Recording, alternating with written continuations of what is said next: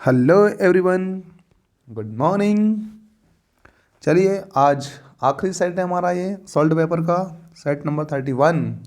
ठीक है, इसके बाद जल्द ही हम आपके लिए पटवारी का, खासकर सामान्य प्रबंधन का प्रैक्टिस सेट लेके आने वाले हैं। और प्रैक्टिस सेट में धुआंधार क्वेश्चनों को लेकर आएंगे, एक तरफा ऐसे क्वेश्चन जो लगभग लगभग आने ही आने हैं उनमें से क्वेश्चंस। ठीक है ना। तो एक लंबी सीरीज चलेगी जो लगभग 1500 क्वेश्चंस या 2000 क्वेश्चंस के आसपास रहेगी। ठीक है ना। तो तैयार रहिए, हम लेके आते हैं बहुत जल्दी। ठीक, ओके। तो आप सबको जय हिंद, वंदे मातरम, सलाम, नमस्ते, सत श्री अकाल, आदाब, गुड मॉर्निंग। स्टार्ट करते हैं। लेते हैं पहला क्वेश्चन। किन्हें अंतिम उपाय के ऋणदाता के रूप में जाना जाता है? पीएनबी को, आरबीआई को, बीओबी को या एसबीआई को? अब ये सब जानते हैं आप लोग कि सबसे बड़ी फर्म कौन सी है हमारे पास में, इसमें से RBI, right, reserve bank of India. Okay,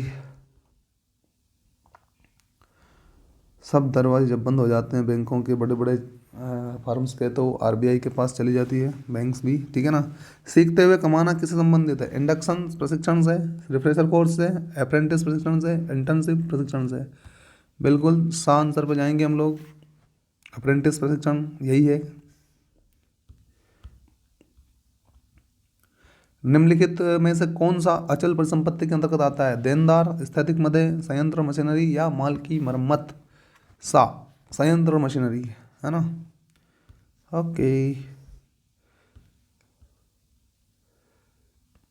वे उद्योग जो विभिन्न घटक भागों को जोड़कर एक नया उत्पाद बनाते हैं क्या कहलाते हैं? संश्लेषणात्मक उद्योग, प्रसंस्करण उद्योग, असेंबलिंग उद्योग या विश्लेषणात्मक उद्योग? चौथे का असेंबलिंग उद्योग। असेंबलिंग उद्योग। ओके। किसी मौजूदा उत्पाद का नया उपयोग तलाश करने का प्रयास और नए उपयोगकर्ता के सृजन को किस नाम से जाना जाता है? Over marketing, remarketing, counter marketing या सिंक्रो मार्केटिंग? बा आंसर है हमारा, रीमार्केटिंग कहेंगे उसको। Okay, remarketing. निम्नलिखित में से कौन एक पैसे के रूप में प्रबंधन की विशेषताओं के अंतर्गत नहीं है? पैसे के रूप में ज्ञान का विशिष्ट ढांचा, अप्रतिबंधित प्रवेश, पेशेवर संघ या आचार संहिता? अप्रतिबंधित प्रवेश, बी पे जाएंगे। क्रेडिट सुविधाएं, ऋण और अग्रिम ओवरड्राफ्ट आमतौर पर किसके द्वारा प्रदान किए जाते हैं? संचार, बैंकिंग, बीमा कंपनी या परिवहन? सीधी सी बात है, बैंकिंग द्वारा ही करते हैं ये सब। ओके। गलत वक्तव्य की पहचान करें। क्या है भैया गलत इसमें? देखिए, बाजार विभाजन रणनीति होती है, यथोचित बाजार संभावना के लिए साक्ष्य प्रदान करती है, या लंबी अवधि में अपेक्षाकृत स्थिर होती है, या आर्थिक रूप से एक्सेस योग्य होती है, या पहचान करने योग्य और मापने योग्य होती है? बिल्कुल सा आंसर सही है हमारा, ये आर्थिक रूप से एक्सेस योग्य होती है भैया, है ना। तो ये गलत वक्तव्य है हमारा, गलत वक्तव्य की पहचान करें, बाकी सब सही है। ठीक है, ओके। अगला क्वेश्चन लेते हैं। रेनू सीमा की मित्र है जो एक सॉफ्टवेयर फर्म में साझेदार है, पार्टनर है मतलब। सुधा के अनुरोध पर रानी उसके साथ मोहन सॉफ्टवेयर्स के साथ एक व्यावसायिक बैठक में जाती है। ओके। और वहाँ एक व्यवसाय के लिए बातचीत प्रक्रिया में सक्रिय रूप से भाग लेती है। ओके। और यह प्रभाव उत्पन्न करती है कि वह भी कंपनी में साझेदार है, पार्टनर है। इस मामले में संबंधित साझेदार के प्रकार की पहचान करें कि वो किस प्रकार का पार्टनर है। वो सक्रिय साझेदार है, नामित साझेदार है, या सुसुप्त साझेदार है, या फिर एस्ट्रोपेल द्वारा साझेदार है? बिल्कुल नामित साझेदार है वो, नाम है उसका पार्टनरशिप में, तभी तो कह रही है वो। ठीक है, नामित साझेदार है, नामित साझेदार। एनएसई और बीएसई इसका उदाहरण है। एनएससी एंड बीएसई और एग्जाम्पल ऑफ द्वितीयक बाजार का, रोजगार एजेंसियां का, प्राथमिक बाजार का, या फिर सरकारी संगठन का? बताइए। द्वितीयक बाजार का, है ना। ओके, तो लगाइए द्वितीयक बाजार।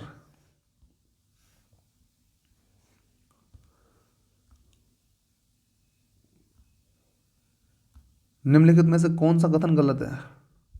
बताओ सर कौन कौन सा गलत है, सही है। भुगतान किया गया कमीशन लाभ और हानि खाते में क्रेडिट किया जाता है। ओके, भुगतान किया गया ब्याज लाभ और हानि खाते में डेबिट किया जाता है।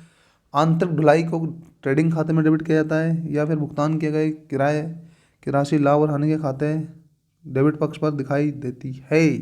ओके, पहला ही आंसर है हमारा, भुगतान किया गया कमीशन लाभ और हानि खाते में क्रेडिट किया जाता है। ठीक है, यस। एक प्रक्रिया के रूप में प्रबंधन का सही क्रम कौन सा है? प्रबंधन का सही क्रम कौन सा है? तो ये तो आप अभी तक पढ़ते पढ़ते आ रहे हैं, प्रबंधन को तो बहुत अच्छी तरह समझ ही गए होंगे क्या होना चाहिए, ठीक है ना। तो मुझे तो लास्ट वाला लग रहा है, योजना, आयोजन, स्टाफिंग, निर्देशन और नियंत्रण लास्ट में। Okay, D answer. Okay, planning, आयोजन, स्टाफिंग, निर्देशन एंड नियंत्रण। माल या सेवाओं या दोनों की सभी राज्यों के अंदर आपूर्ति पर देय होता है। क्या देय होता है? IGST, SGST, CGST, संपत्ति कर। अब इससे सरल क्या क्वेश्चन हो सकता है बताइए आप, है ना। तो आंसर क्या आएगा? ए, IGST, राइट। ओके,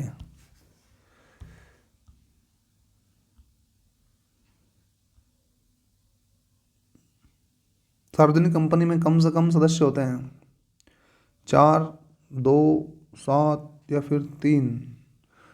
सार्वजनिक कंपनी में कितने होने चाहिए? 7, कम से कम इतना तो होना ही चाहिए उसमें।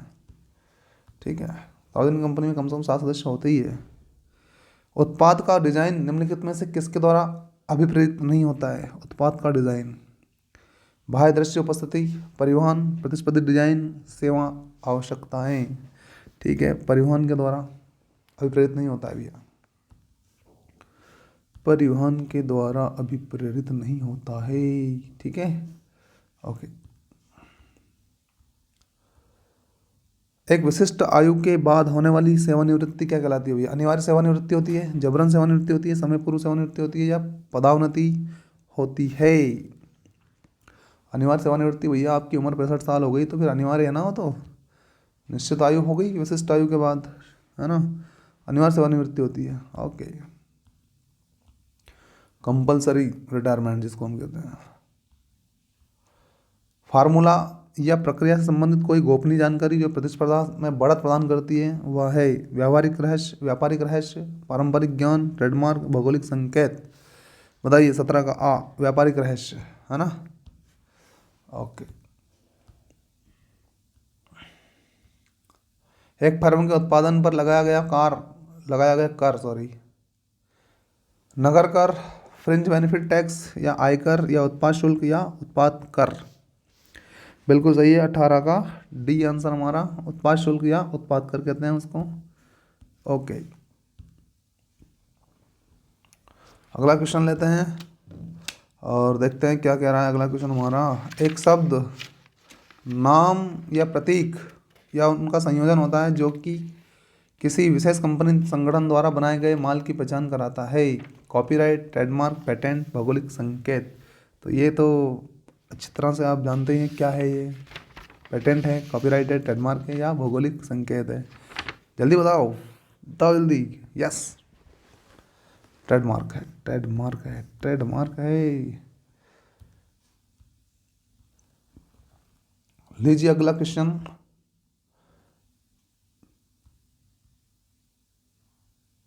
विपणन प्रबंधन के उद्देश्य होते हैं, विपणन प्रबंधन के उद्देश्य होते हैं,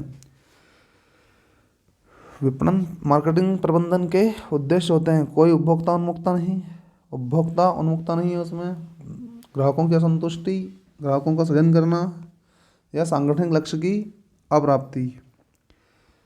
विपणन प्रबंधन के उद्देश्य होते हैं ग्राहकों की असंतुष्ट लिख रखा है हालांकि इसने, लेकिन ये गलत छपा है कहीं ना कहीं मुझे जहाँ तक लगता है, क्योंकि ग्राहकों की संतुष्टि मेन चीज़ होती है विपणन प्रबंधन में, ठीक है ना। ठीक है, इसका उद्देश्य वास्तव में ग्राहकों की संतुष्टि होता है। ठीक है, बी पे जाऊंगा मैं तो, बाकी देखते हैं। ये असंतुष्टि की जगह क्या करेंगे आप? संतुष्टि, ठीक है ना। क्या लिखोगे यहाँ पे? संतुष्टि लिखेंगे सर यहाँ पे।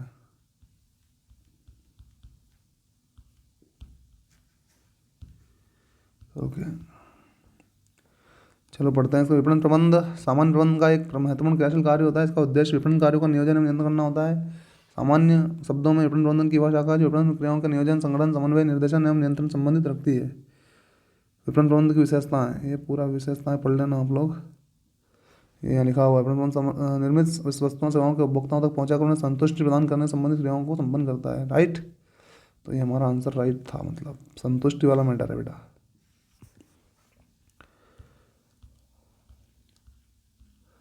निम्नलिखित में से कौन सी सेवा व्यावसायिक सेवाओं के अंतर्गत नहीं आती है? व्यावसायिक सेवाओं के अंतर्गत नहीं आती। बैंकिंग, परिवहन, गैर सरकारी संगठनों द्वारा प्रदान की जाने वाली शिक्षा सेवाएं या फिर बीमा। 21 का ओके। गैर सरकारी संगठनों द्वारा प्रदान की जाने वाली शिक्षा सेवाएं, है ना, ये व्यावसायिक संगठन के अंतर्गत नहीं आती है।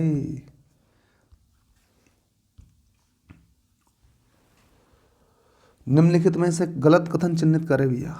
ओके, प्रबंधन सिद्धांत प्रबंधन की तकनीकों से भिन्न होते हैं, ठीक है।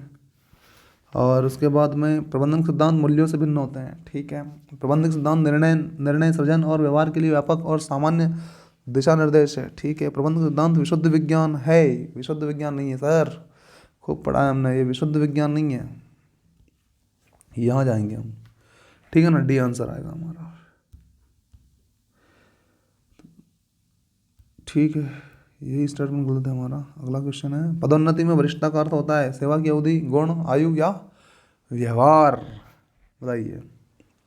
बिल्कुल, सेवा की अवधि पहले जो लगा होगा उसकी उन्नति पहले होगी, किसी भी गवर्नमेंट जॉब में या कहीं पे भी संस्थान में, ठीक है।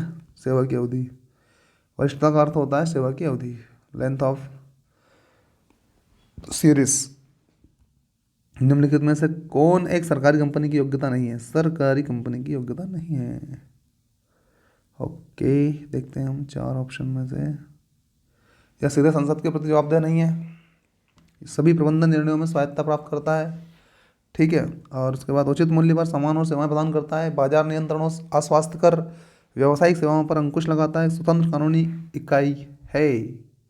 ओके, या सीधे संसद के प्रति जवाबदेह नहीं है भैया, ठीक है ना। ओके, अंतिम क्वेश्चन है हमारा, और वो है, निम्नलिखित में से कौन औद्योगिक विश्लेषण को प्रभावित करने वाले कारकों के अंतर्गत आता है? औद्योगिक विश्लेषण को प्रभावित करने वाले कारकों के अंतर्गत आता है। मुद्रास्फीति, औद्योगिक क्षेत्र की विकास दर, उत्पादन जीवन चक्र, या राष्ट्रीय आय की वृद्धि दर और संबंधित आय। मुद्रास्फीति, यस। ओके, ठीक है। तो डियर स्टूडेंट्स, कंप्लीट हो गया हमारा 31 सेट का ये सॉल्ट पेपर सेशन, है ना। इसके बाद बात करते हैं हम लोग अगले सेशन की। तो मैं बता ही चुका हूँ आपको, एक बड़ा सा सेशन लेके आ रहा हूँ आपके लिए, है ना, कंप्लीट, जिसमें मिलेगा आपको क्या, प्रैक्टिस सेट, है ना। बेहतरीन क्वेश्चनों का समावेश करके हम लेके आएंगे जल्दी, है ना। ज़रूर एक बार उसको देखें और उन क्वेश्चनों को ज़रूर लगा लें एक बार, है ना। जैसा कि आप लोगों ने ये एक बड़ा गागर में सागर क्वेश्चन लगाए हैं इस बार भी, इसमें भी, और जो सभी एग्जामों में आए हुए हैं उन सबको आप कर चुके हैं, ठीक है। तो मिलते हैं, टेक केयर एंड बाय।